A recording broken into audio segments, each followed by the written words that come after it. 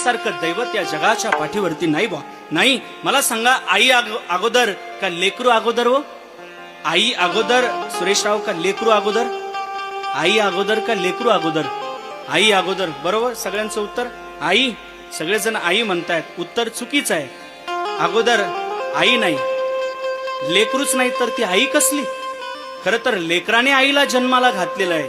इथं अन्योन्य संबंध आहे. जोपर्यंत लेकरू नाही तोपर्यंत ती बाई होती. पण खऱ्या अर्थाने उपाधी बाई ही उपाधी आईच्या रूपांतरात झालं. त्याचं कारण ते लेकरू आहे. लेकरू झाल्याच्या नंतरच तिला आई म्हटलं जातं, तोपर्यंत तिला बाई म्हटलं जातं. आई होणं तेवढंही सोपं नाहीये. अरे, थोडीशी जखम झाली की माणसाला किती वेदना होतात. बोटाला जखम होऊ द्या, किती वेदना होतात. पण ईदभर पोट कापून जन्म देते, तिला माय म्हणतात. राव, तिला माय म्हणतात, माय म्हणतात. आईचं अंतकरण म्हणजे सामान्य नाहीये.